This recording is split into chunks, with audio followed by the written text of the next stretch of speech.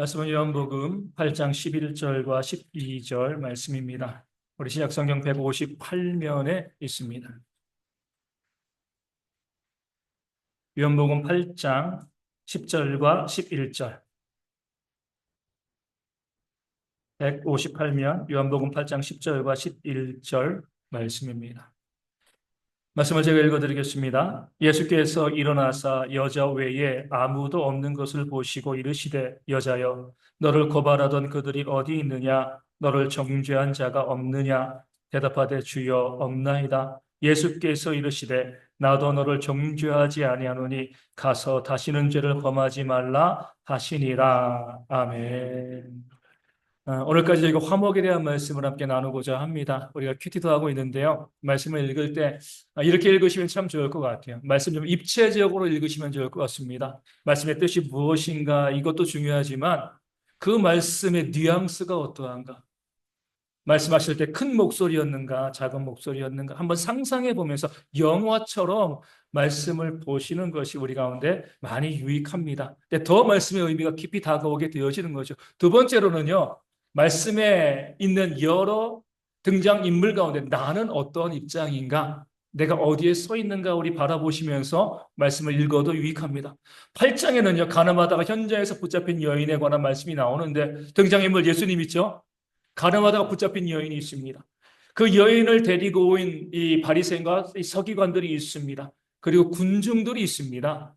이 중에 나는 어떠한 입장인가? 어디에 내가 서 있는가? 그렇게 말씀을 보시면은요, 우리 가운데 그 말씀이 더 유익할 수가 있습니다. 오늘 말씀과는 나온 것처럼 주님께서 그 감람산에서 쉬시다가 기도하시다가 성전에 들어와서 백성들에게 말씀을 가르치고 있었습니다. 갑자기 소란해진 거예요. 욕하는 소리 들리고요. 고함 지르는 소리, 울부짖는 소리, 정죄하는 소리. 시장바닥처럼 그 조용히 말씀을 가르치던 그 자리가 갑자기 왁자지껄 시끄러워진 거죠. 보니까 서기관과 바리새인들이요. 간음하다가 그것도 현장에서 붙잡힌 옷이나 제대로 입었겠습니까? 그 여인을 잡아서 예수님 앞으로 끌고 온 겁니다. 그냥 뭐 조용히 뭐 연행한 게 아니잖아요. 데리고 오면서 얼마나 그 여인에게 욕을 쏟아붓고요. 주변 사람들도 들으면서 저렇게 부정한 여인 하면서 온갖 욕을 다 그 여인에게 쏟아부었을 겁니다. 그 여인은 괴롭고 부끄러워서 막 소리 지르면서 울면서 그곳으로 왔을 거예요. 그리고 서기관과 바리새인들이 예수님께 이렇게 이야기합니다. 이 여인은 가늠하다 현장에서 붙잡혔습니다. 아주 부도덕한 그 죄인이죠. 모세 율법에 의하면 돌로 치라고 했는데 쳐 죽이라고 했는데 선생은 예수는 당신은 어떻게 말하십니까? 어떻게 말하겠습니까? 예수님께 물어본 거예요. 정말 못된 사람들이. 왜 그것을 예수님께 물어봐요? 그들은 율법을 잘 알고 있는 사람이기 때문에 그들이 돌로 쳐 죽이면 됩니다. 물론 그 당시에 로마가 지배하고 있었기 때문에 그들이 사람을 죽일 능력은 없었어요. 아무리 율법이 있어도. 그러니까 죽이지 못하고 그러면 어떻게 하면 되는 거죠? 그 여인을요, 총독에게로 데리고 와가지고, 예루살렘 총독에게 데리고 와서 이 여인이 이렇게 부정한 짓을 했으니까 당신이 로마법에 따라서 이 여인에게 벌을 달라. 이렇게 하면 되는 겁니다. 그럼 상황이 종결되어지는 거죠. 그런데 이 서기관과 바리새인들은요, 그 가늠하다가 현장에서 그 여인을 붙잡고 난 다음에 예수님을 생각했습니다. 우리가 고발할 조건을 얻었다라고 생각한 거죠. 그리고 그 여인을 예수님께 데리고 와서 물어보는 겁니다. 어떻게 해야 됩니까? 만약에 예수님께서 모세의 율법대로 돌로 쳐 죽여 이렇게 하면은요. 로마의 그 예루살렘 총독이요. 예수님을 가만히 놔둘 리가 없는 거죠. 법을 어겼으니까. 니들이 뭔데 식민지 국민이 니들이 왜 사법권을 행사해? 예수님을 잡아가는 것이 당연합니다. 예수님께서 상황이 이러니까 죽이지 마라 이렇게 이야기하면요. 유대인들이 뭐래요? 모세의 율법을 지키지 아니한 자다. 예수님을 배척할 겁니다. 진퇴양난인 거예요. 뭐라고 대답하건 예수님 입장에서는요. 빠져나갈 구멍이 없습니다. 이 사실을 알고 바리새인과 서기관들이 그 여인을 잡아가지고 예수님께 와서 물어보는 겁니다. 어떻게 해야 됩니까?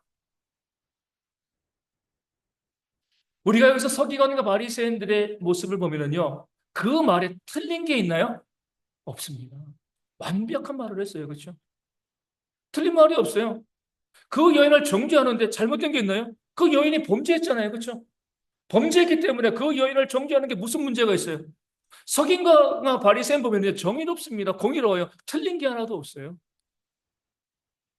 아무도 이 서기관과 바리새인들에게 뭐라고 시비 걸 것이 없습니다. 그들이 정죄하고 비난하고 욕해도요, 할 말이 없는 거예요. 그렇게 그들이 예수님께 와서 물어봅니다. 어떻게 할까요? 예수님께서 뭐 하시는 거예요?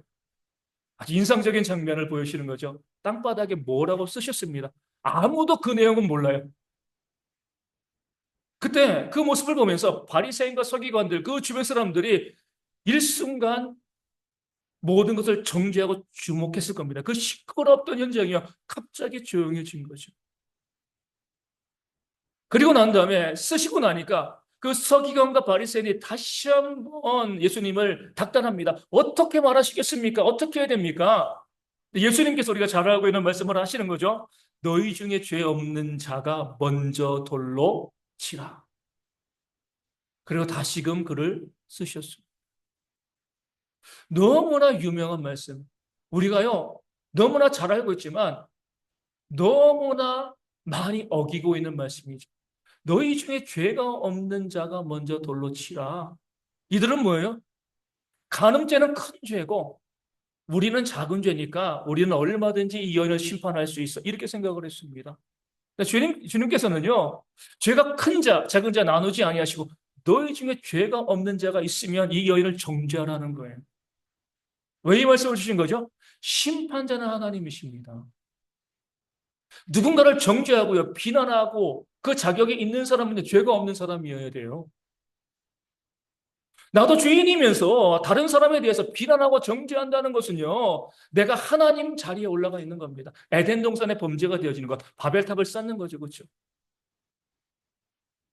내가 죄인인데, 내가 죄인이면서 어떻게 다른 사람을 비난하고 정죄할 수 있습니까? 예수님께서 말씀하신 거예요. 너희 중에 너희가 지금 정죄하고 있는데, 비난하고 있는데 그 말 틀린 거 없어. 하지만 너희 중에 죄가 없는 자가 먼저 돌로 치라.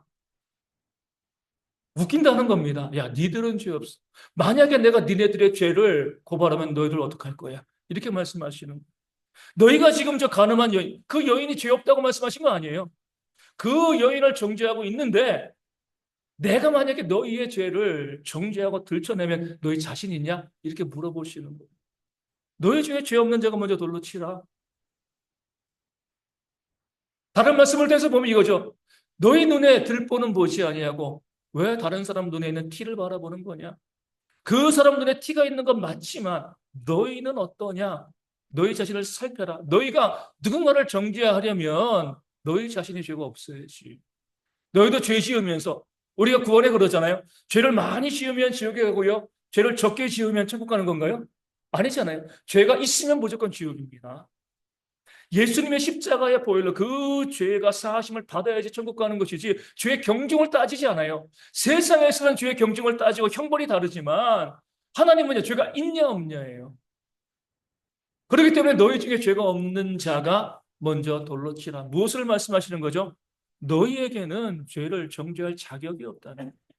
너희가 뭐라고 다른 사람의 죄에 대해서 왈부왈부하고 시시비비를 가리고 있냐? 주님께서 아주 준엄하게 말씀을 하시는 거죠. 그럴 때에 놀라운 장면, 어떻게 보면 가장 놀라운 장면은 저는 여기라고 봐요. 이 사람들이 양심의 가책을 느끼고 하나둘씩 그 자리를 떠났습니다. 정말 놀랍죠, 그렇죠? 이 시대의 교회에서 전혀 바라볼 수 없는 모습인 거예요. 주의 말씀을 듣고 양심의 가책을 느낀다는 거. 아니, 그 여인이 얼마나 큰 죄인이에요, 그렇죠? 아니, 어떻게 그렇게 말씀하실 수가 있습니까? 우리가 뭐 거짓말 좀 하고 사랑하지 못하고 미워하고 이런 죄랑 저 여인의 가늠죄랑 어떻게 비교하십니까? 그렇게 말할 수도 있을 텐데 주님께서 너희 중에 죄가 없는 자가 먼저 돌로 치라라고 하시니까요. 그들이 양심의 찔림을 받아가지고요. 그 여인을 데리고 왔던 바리새인과 서기관까지 모든 사람들이 다 그 자리를 슬금슬금 피해서 도망쳐 버렸습니다. 하나님의 말씀을 듣고 그 말씀이 내 양심을 찌르는 사람들이 과연 얼마나 있는가? 그 양심에 찔렸을 때 그 양심에 반응하는 사람들이 얼마나 있는가?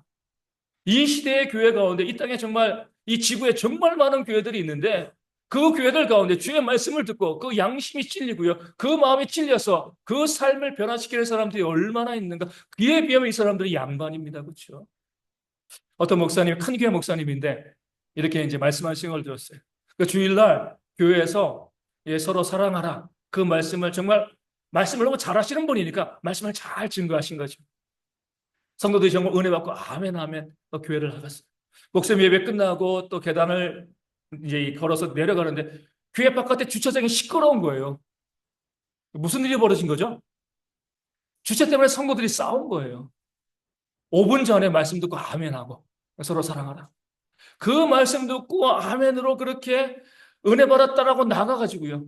그 주차장에서 그 차 때문에 서로 다투고 싸우고 욕설하는 그런 모습을 바라본 거죠. 목사님이 내가 목회할 자격이 있는가?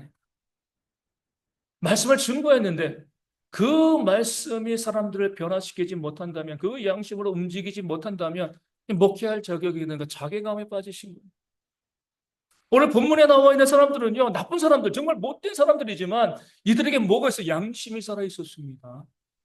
너희 중에 죄 없는 자가 먼저 돌로 치라 했을 때요, 양심에 찔려가지고요, 다 그 자리를 떠나 버린 거죠.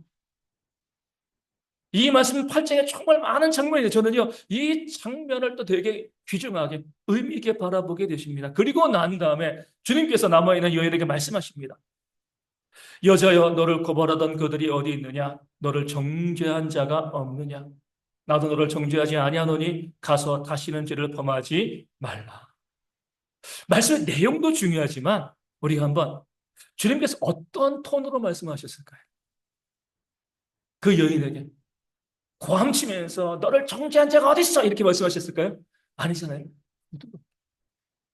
다정하게 그 여인에게 너를 정죄한 자가 어디 있냐?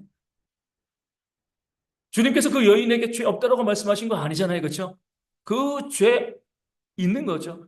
하지만 나도 너를 정죄하지 아니하노니 가서 다시는 죄를 범하지 말라. 아마 이 여인의 눈에서 눈물이 핑 돌았을 겁니다. 그 스스로도 자기가 지은 죄가 얼마나 끔찍하고 부끄러운 것인지 그도 알고 있었던 거죠. 매를 맞고요, 돌에 맞아 죽어도 할 말이 없는 그런 상황이었습니다. 그런데 예수님께서 자신에게 너무나 다정하게 말씀하신 거예요. 너 죄 없어 이렇게 말씀하신 게 아니잖아요. 너 죄 있지만 내가 정죄하지 않을 거야. 다시는 죄를 범하지 마. 그 자신이 죄인이라는 것을 예수님도 알고 있고 말씀하셨습니다. 하지만 주님께서 그에게 말씀하실 때 너무나 따뜻하고 너무나 부드럽게 너무나 다정하게 말씀하시니까 그 다정함이 여인의 그 마음을 움직이고요. 그 눈에 눈물을 흐르게 만들었을 겁니다. 예수님께서는요, 내가 그를 정죄하는 것보다 그에게 다정하게 말하는 것이 그를 더욱더 변화시킬 것을 너무나 잘 알고 계셨기 때문에 그 여인에게 다정하게 말씀하셨습니다. 애초에요, 화목할 수 없는 조합이잖아요. 예수님은요, 거룩하신 하나님, 죄가 없으신 분이에요. 이 여인은요, 죄악 덩어리잖아요. 그렇죠? 화목할 수가 없습니다. 완전하신 하나님과 죄악에 찌든 여인이에요.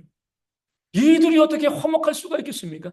근데 주님께서는요, 그 여인과 화목하셨습니다. 무엇으로요? 다정함. 그 다정한 음성, 다정한 마음으로. 어떻게 보면 좀 이렇게 해석합니다. 예수님께서 바닥에 글을 쓰실 때, 사람들 무슨 내용이었을까? 왜 쓰셨을까? 다양한 해석이 있는데, 저는 그 또한 여인에 대한 배려라고 생각을 하는 거예요. 끊임없이 욕하고요, 비난하고 정죄하고 시끄러운 그 환경 가운데 예수님이 글을 쓰면서 잠시 정적이 이런 거죠. 그 여인에게는요, 숨 돌릴 시간이 주어진 거예요. 잡히면서부터 그 앞까지 계속해서 사람들이 욕먹고 비난받고 정죄받았는데 주님이 딱 그치게 하신 거죠. 숨 돌릴 수 있게 되었습니다. 두 번이나 주님께서 그 여인에게 숨 돌릴 시간, 다정한 상황들을 연출해 주시고 나도 너를 정죄하지 아니하노니 다시는 가서 죄를 범하지 말라. 그 부드러움이요. 그 다정함이 도무지 화목할 수 없는 예수님과 그 여인을 화목하게 만드셨던 것. 한번 생각해 보겠습니다. 나는 누구인가? 이 장면에서 나 예수님의 입장 가운데 있는가?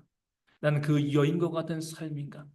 나는 바리새인과 서기관의 입장에 서 있는가? 동조하고 있던 군중의 무리 가운데 내가 있었는가? 나는 어디 있었습니까? 나는 누구입니까? 그렇게 말씀을 보셔야지 우리가 이 말씀을 더욱더 깊이 있게 이해하고 바라볼 수 있게 되어지는 겁니다. 이 복음서를 통해서 보면 예수님께서 얼마나 다정하셨는가. 특별히 누구에게 다정했어요? 사회적인 약자들, 소외받은 자들에게. 그 당시에 여인과 아이들은요, 사람의 수혜도 들지 못했습니다. 근데 주님만큼 그 여인들의 권위를 높여주시고, 오늘도 우리 권사님 기도하시고 너무 좋은 거예요. 그렇죠? 맨날 남자만 기도하다가. 그런 게 어디 있습니까?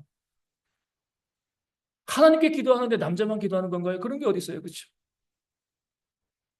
그러니까 권사님의 기도 내용도 좋았지만 여기 올라와서 기도하시는 것이 너무나 은혜가 되어지는 거죠. 그렇죠? 예수님께서도 마찬가지입니다. 여인들에게 너무나 다정하시고 친절하셨어요. 왜요? 여자를 좋아해서가 아니라 그 여인들이 그 사회의 약자였기 때문에 소외받은 자였기 때문에 그들에게 다정하신 거죠. 어린아이들이 막 주님께 오려고 하는데 예수님의 제자들이 막 쫓아냈습니다. 니들이 뭐라고 주님께 와. 근데 주님께서는요. 그런 제자들을 꾸짖고요. 어린아이들이 내게 오는 것을 용납하라 막지 마라. 그 아이들을 품어주시고 축복해 주셨습니다. 그 사회에서 비난받고 있는 세리와 창기들 죄인들에게 가까이 다가가시고 함께 식사하시잖아요. 그렇죠? 병자를 문둥병자를 그 손을 만져주시고요. 그 문둥병자를 고치실 때도 그냥 고치지 않고요. 그 부정한 몸에 손을 대시고요. 그 병을 고쳐주시는 겁니다. 눈을 뜨게 하시고요. 귀신 들린 자를 쫓아내시고요. 배고픈 자들에게 오병이어의 역사를 부어주시고 얼마나 가난하고 또 소외받고 연약한 자들에게 주님께서 다정하셨는가. 복음서는 우리 가운데 너무나 잘 보여주고 있습니다. 그 말씀의 그 진리의 내용도 너무나 중요하지만 우리는요, 주님께서 사람을 대하실 때 얼마나 다정하셨는가 이것을 바라볼 수 있는 그런 마음도 우리 가운데 있어야 되는 거죠. 이런 주님의 마음을 구약에서도 보여주고 있어요. 어디에서요? 호세아서에서. 하나님께서는 선지자인 호세아에게 뭐라고 명령하십니까?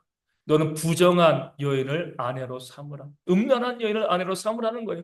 말도 안 되는 명령이지만 그 명령 가운데 호세아가 순종하여서 음란한 여인을 아내로 삼았습니다. 자녀를 셋이나 낳았어요. 그 다음에 그 안에 고멜이 뭐였습니까? 바람나서 도망가 버렸습니다. 자녀 셋 낳고. 그때 하나님께서 호세아에게 말씀하십니다. 너는 또 가서 타인의 사랑을 받아 음녀가 된 그 여자를 뭐하라고 하셨을까요? 사랑하라. 이 말이나 되는 말씀입니까? 선지자의 아내였는데 바람나가지고요. 다른 남자랑 살고 있는데 하나님께서 너는 또 가서 타인의 사랑을 받아 음녀가 된 그 여자를 사랑하라. 이렇게 말씀하십니다. 사랑할 만한 자격이 전혀 없잖아요. 그렇죠? 그럼에도 주님께서는요. 그 여인을 사랑하라. 그 말씀 가운데 호세아는 순종하고요. 그 고멜에게 바람나서 도망간 그 아내를 되찾아오고서 돈까지 쓰는 겁니다. 한마디도 그 아내 정죄하지 않았어요. 네가 왜 그랬어? 네가 인간이냐? 한마디도 하지 않았습니다. 부드럽게 다정하게 그 여인을 다시금 데려와서 자신의 아내로 삼았죠. 하나님께서 보여주신 겁니다. 내가 너희를 이렇게 사랑한다는 거.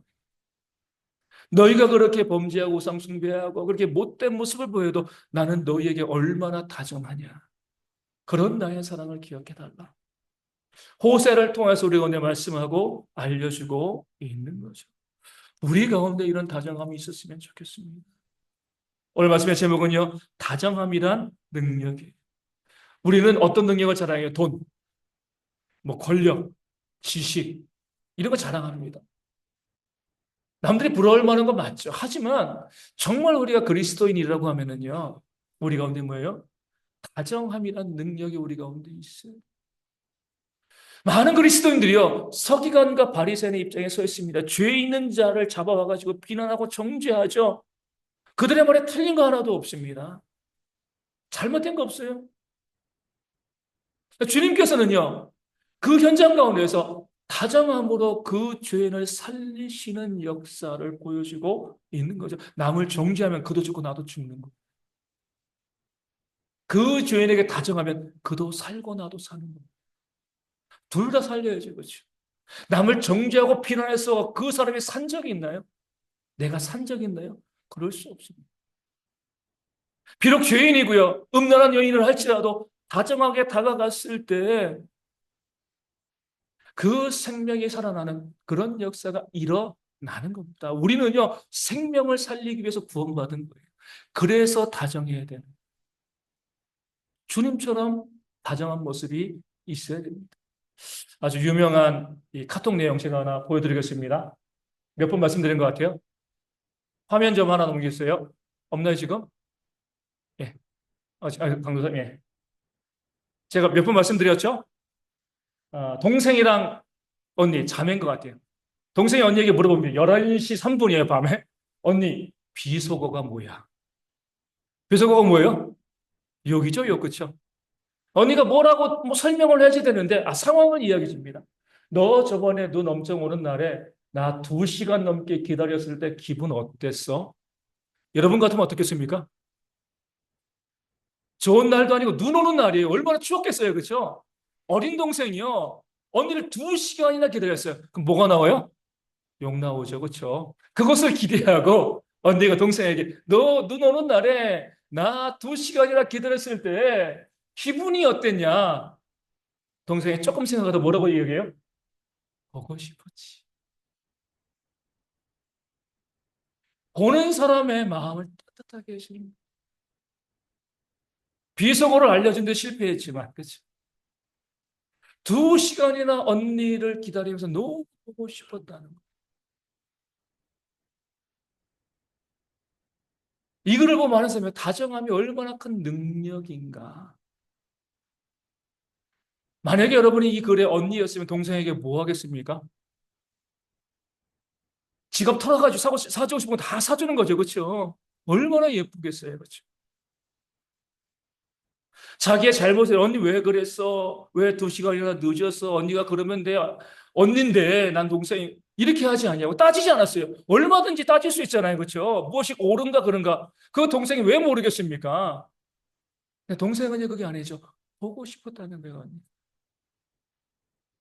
이게 바로 다정함이고 이 다정함이요 세상을 구하고요 가정을 구하고요 교회를 구하는 그런 능력이 되어지는 줄로 믿습니다. 얼마든지 우리 따질 수 있습니다. 우리가 몰라서 안 따지나요? 얼마든지 시시비비 가릴 수 있습니다. 정죄할 수 있어요. 다 그렇게 할 수 있습니다. 하지만 뭐가 없어요? 다정함이 없잖아요. 그렇죠? 다시 말씀드리지만 따져서 정죄해가지고요 변화되는 경우들이 있나요? 그런 일 발생하지 않습니다. 그 다정함이 사람을 변화시키는 거죠. 우리 수요 예배 때도 말씀드렸지만 우리 이제 김창옥이란 이 강사 있잖아요, 그렇죠? 그분이 이제 이렇게 이제 이야기했어요. 친구란 누구냐 이렇게 이야기하는 거예요. 누가 친구냐? 새벽기도에 말씀드린 거죠, 그렇죠? 누가 친구냐? 그러면서 이제 두 종류의 사람이 있다 그래요. 첫 번째는 뭐냐면 친구가 있는데 친구의 슬픔이나 짐이 보여지는 거예요. 삶의 무거움이 보여지는 거죠. 그럴 때, 저 사람이 저 짐과 저 무게감이 있네? 저 잘못과 실수도 있고, 하자가 있네? 그 다음에 뭐라고 얘기해요? 그럼 나 좀 다시 생각해 봐야 되겠는데? 하자가 있고 문제가 있고요. 짐이 있고 그러니까 관계 정리, 내가 저 사람 친구로 삼을 필요가 있을까? 이런 사람들이 있다는 거죠. 김창옥 씨는 이렇게 이야기합니다. 그는 친구가 아니라 지인이다. 정말 친구는요, 그 사람에게 짐이 보여져요. 내가 저 짐을 대신 져주고 싶다. 하자가 보이고요. 문제가 보여요. 내가 저 문제를 해결해 주고 싶다. 그런 잘못된 것이 보였을 때 관계를 멀리 하려고 하는 것이 아니라 그런 잘못된 것들, 짐들, 무거운 것들이 보여졌을 때 내가 그것을 함께 들어주고 싶다. 그 문제를 해결해 주고 싶다. 이게 친구가 되어지는 거죠. 그래서 예수님이 진짜 좋은 친구잖아요. 수고하고 무거운 짐진 자들아 다 내게로 오라. 내가 너희를 쉬게 하리라. 우리 짐지고 갈 때, 야, 왜 그거 못 들어? 야, 그거밖에 못 해. 이것이 아니라, 내가 너희를 쉬게 하리. 우리의 참 친구가 되어 주시는 거죠.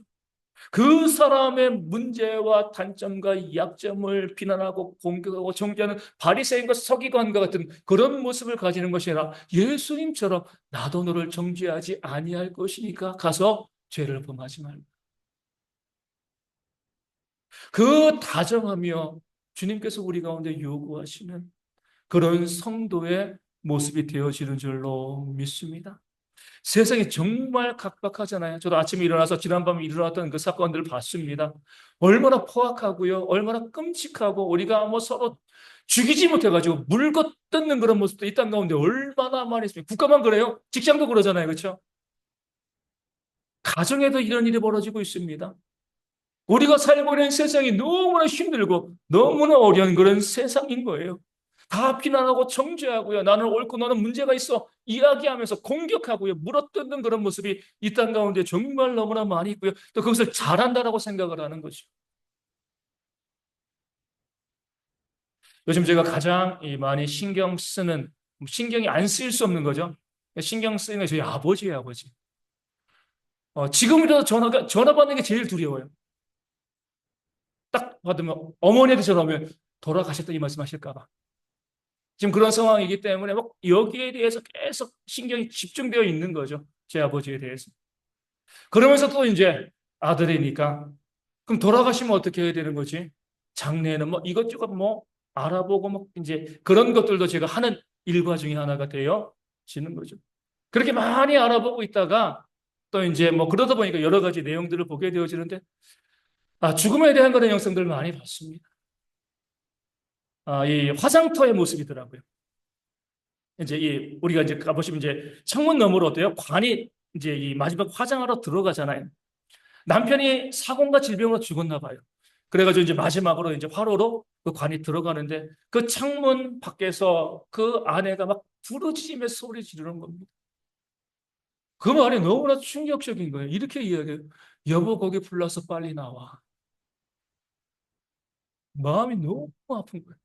남편이 이제 들어가니까 여보, 거기 불났어. 빨리 거기서 나와. 이렇게 이야기하는. 그 어떤 장면을 보니까 장례식장인데 이 한 18, 19, 20살 안 된 남자아이가 계단에 딱 걸터 앉아 친구에게 전화하는 야, 누구 죽었어.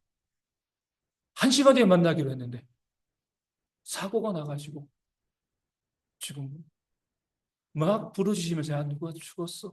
그렇게 얘기하는 장면을 보게 되었습니다. 어떤 장면에 보면 아마 오은영식 프로그램인 것 같아요. 4살짜리 여자아이인데 아빠가 병으로 죽었어요. 집에다가 아빠 이 사진 대신 그림을 그려놨습니다. 벽에 붙여놓은 것이 아니라 이제 뭐지 이제 걸어놓은 거예요. 예, 걸어놨는데 혼자 방에 있으면서 그 아이가 그 아빠 그림으로 가서요. 그림을 콕 껴안는 거예요. 근데 껴안는 건 어떻게 껴안냐면은 그림의 양 모서리를 자기에게 당겨서 끌어안는 거예요.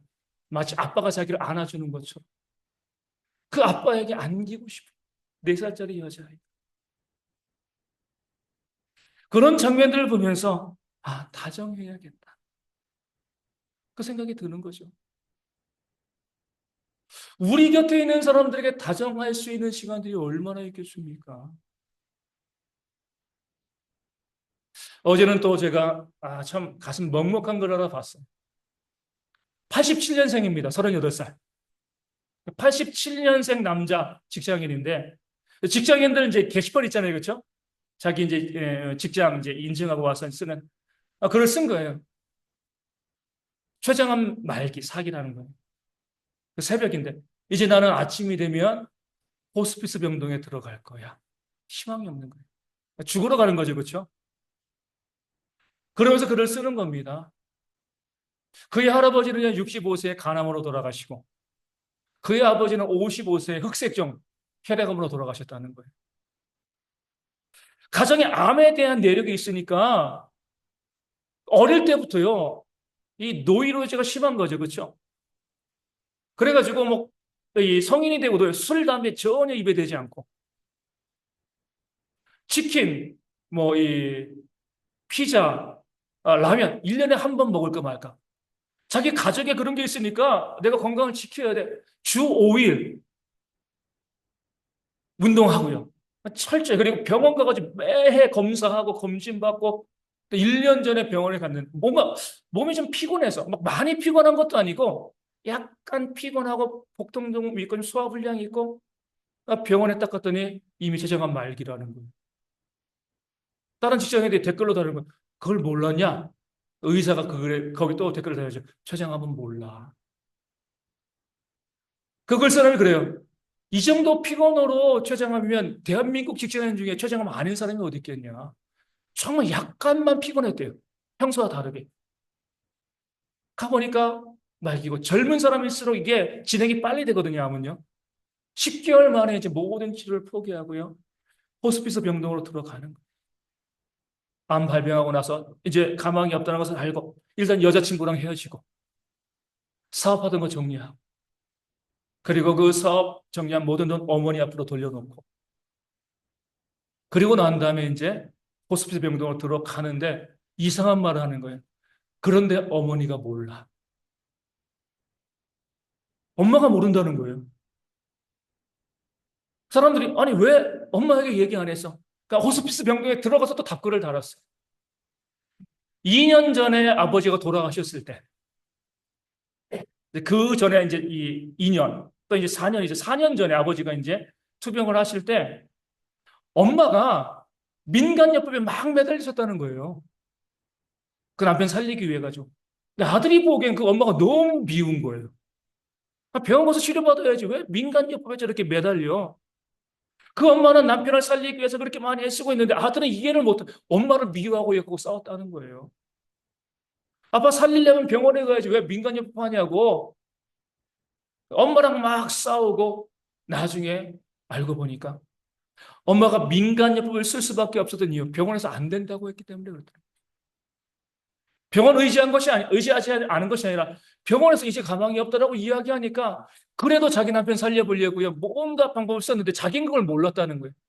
그래서 엄마를 너무 미워하고요. 그 엄마랑 다투고 싸우고 아빠 치료하는 그 과정 가운데 아버지 돌아가시고 나니까 이미 안 되는 상황이어서 알게 되어진 거죠. 무릎 꿇고 엄마한테 죄송하다라고 했는데 이미 관계가 끝나버려요.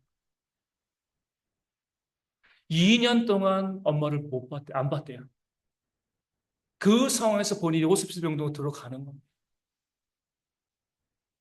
그래서 이야기하는 거죠. 정말 후회된다. 내가 내 엄마한테 그렇게 모질게 대했던 것. 왜 다정하지 못했을까? 그 엄마도 내 아빠를 자기 남편을 살리기 위해서 그렇게 애썼는데 왜 나는 내 엄마한테 그렇게 모질게 굴었을까? 다정하지 못했을까? 다른 건 후회되지 않는데 그게 너무나 후회된다. 죽는 것도 두렵지 않고 나는 내 죽음은 너무나 덤덤한데 그건 괜찮은데 내가 왜 엄마한테 그랬을까? 오늘 우리 가운데 있는 그 이웃들이요, 가족들이요. 언제 우리 곁을 떠날지 누가 알겠습니까? 지난 이제 금요일 날, 이제 금요기도 끝나고, 한 집에 가니까 한 9시 한 반쯤 됐어요. 그러니까 이제 저희가 토요일 날 새벽 기도를 안 하는데, 이제 토요일 날 새벽 기도 안 하는 건 금요일이 너무 힘들기 때문에, 제가 생각하는 날 중에 제일 힘든 날이 금요일인 것 같아요. 새벽 4시에 교회 옵니다. 새벽 4시 새벽 기도하러. 아침 먹으러 집에 갔다가 오고, 점심 먹으러 집에 갔다가 오고, 저녁은 제가 요즘 거의 안 먹거든요. 거의 안 먹고. 그럼 새벽 4시부터 저녁 9시까지 기도를 하면요. 하루에 17시간 교회에 있는 거예요. 그럼 저녁에 금요기도 시작하기 전부터 진이 빠지는 거예요. 힘든 거예요. 금요기도를 1시간 또 1시간 반 정도 합니다. 하고 나면은요. 완전히 사람이 녹초가 되는 거예요. 17시간 하루 일하니까 너무 힘든 거죠. 그러니까 금요일 딱 되니까 제 집사람이 마침 떡을 한 덩이 가져왔어요. 제 집사람도 이제 학원 갔다가 바로 이제 교회로 왔는데 떡을 한 덩이 가져왔어요. 떡 하나 먹고 기운 차려가지고 집에 가가지고 빵이 있어가지고 떡빵 하나 먹고 그래도 이제 저녁에 하니까 너무 배가 고픈 거예요. 뭔가 먹어야지 살겠다 싶은 그 생각이 있는데 우리 저기 앉아 있는 둘째가 저녁을 안 먹고 집에 있는 거예요. 이제 애 밥 해줘야 되는 거잖아요. 그렇죠? 9시 반에 가가지고. 뭐 먹을래? 그 엄마한테. 제 둘째가 스파게티 해달라고. 뭐, 그 집좀 잘하니까 뭐 크게 뭐 시간 걸릴 건 없는 거죠. 해달라고 딱 그래가지고 이제 스파게티 해주려고 그러는데 저 둘째가 입이 좀 독특하거든요. 그동안 먹던 그 소스 말고 다른 소스로 해달라는 거예요. 집에 있을 리가 없죠. 그러잖아요. 그렇죠? 먹던 건 있어도 여러분 같으면 어떻게 하겠습니까? 녹초가 돼가지고 집에 왔어요. 밥도 안 먹고 있는데 밥을 해달라 그래요? 뭐 해줄게. 근데 그거 말고 다른 거 어떻게 하시겠습니까? 예? 예. 그때 이제 제가 이제 말씀을 또 이번 주 말씀을 준비하고 있었잖아요. 말씀을 준비하고. 뭐 너무 이제 지나친 생각이지만 이것이 이 아이의 마지막 부탁이라면 이런 생각이 드는 거예요. 제가 이제 물어봤습니다. 그러니까 지나친 생각이에요. 그래 뭐 먹고 싶은데 그러니까 이거 먹고 싶어요. 그 막내가 또 가만히 있지 않죠? 지금 먹을 거 다 먹고서 그 전에 이제 저녁으로는 와퍼 하나 다 먹었거든요. 주니어도 아니고 큰 거 햄버거 세트 하나 다 먹었어요. 또 배고프대요. 또 저녁에 가가지고 나는 다른 소스 안 매운 거 9시 반에 집사람에게 물어봤죠. 즐거운 맛도 몇 시까지 하지? 그러니까 이제 아직 할 걸? 그래서 알았어 뭐 큰일도 아닌데 뭐 일단은 뛰어갔어요. 문 닫을 수 있으니까 가니까 마침 열어 있더라고요. 소스를 사와가지고 만들어주고 저도 맛있게 먹고 같이 맛있게 먹은 거죠. 이것저것 옳고 그름을 떠나고 뭐 무엇이 옳은가 무엇이 그른가 뭐 이것을 다 떠나서 내가 좀 다정하게 해줄 수 있으면 뭐 그거면 그걸 얼마든지 내가 해줄 수 있는 부분 못 해줄 부분이 아니잖아요. 그렇죠? 얼마든지 그렇게 해주면 되는 거 아니겠어? 뭐 그렇다고 해가지고 제가 뭐 지금 처음 얘기하지만 저희 아이에게 내가 얼마나 힘든지 얘기 한마디도 안 했습니다. 내가 한 2분 가면 맡은데 가가지고 쑥 갔다 오면 되는 거잖아요. 그렇죠? 내가 해줄 수 있는 한 내 주변 사람들에게, 내 가족에게, 성도들에게, 또 우리 직장인 동료들에게, 우리 마을, 이웃들에게, 내가 만나는 모든 사람들에게 내가 조금이라도 더 다정하게 해줄 수 있습니다. 내가 물론 피곤하고 힘들겠죠. 그렇죠? 하지만 우리 주님께서 그 음란한 여인에게 그렇게 부드럽고 다정하게 말씀하셨던 거죠. 우리도 그 입장 가운데 서면서 내 주변 사람들, 특히 남편과 아내들이, 부모와 자녀들이, 또 성도들이, 직장의 동료들이, 내 입사하는 모든 사람들에게 할 수 있는 한 조금만 다정하게 이야기해 줄 수 있는 그런 모습이 우리 가운데 있을 때 그 다정하며 화목을 만들고 결국 다정함이 우리를 살리게 되어질 줄로 믿습니다. 저는 이제 우리 가운데 정말 능력 있는 분들이 교회 가운데 많이 있었으면 좋겠어요. 돈의 능력이 아니라 물론 그런 분이 있으면 좋겠지만 뭐 이제 많이 배운 분도 있으면 좋겠지만 정말 큰 능력은요 다정함의 능력입니다. 그 다정함이 쌓이고 쌓이면 무엇이 되죠? 인자함이 되어지는 거죠. 우리 아이들이 우리 청년들과 청소년들이 교회 어르신들을 봤을 때, 야, 우리 교회 인자한 분들이 정말 많아. 따뜻한 분들이 정말 많아. 그 교회가 살아남게 되어지는 거죠. 우리 시인 서점에 가보면 이런 책이 있습니다. 다정한 것이 살아남는다. 이런 책이 있어요. 문가가 썼을까요? 이가가 썼을까요? 예? 제목은 문가처럼 보이지만 이런 뻔한 질문은 제가 안 하겠죠. 그렇죠? 과학책입니다. 제목은 이래도 다정한 것이 살아남는다. 과학자들이 쓴 과학책이에요. 적자 생존을 연구하는데 동물들의 세계에서도 뭐예요? 다정한 것이 살아남는다. 물론 진화론에 입각한 사람들이지만 그런 이 동물들과 짐승들의 세계를 연구해 봐도 누가 생존에 남을 것인가? 그래서 다정한 것이 살아남는다. 이런 책이 지금 시중에 나와 있습니다. 저는 읽어보진 않았어요. 제목과 내용만 잠깐 이제 보게 되었는데 오늘도 마찬가지입니다. 내가 살기 위해서, 내 가족이 살기 위해서, 이 교회가 살기 위해서 또 이 나라가 살기 위해서 우리 가운데 우리 주님처럼 다정한 모습들이 회복되어야 할 줄로 믿습니다. 그 다정하며 우리 모두를 살리는 하나님의 능력이 되어질 줄로 믿습니다.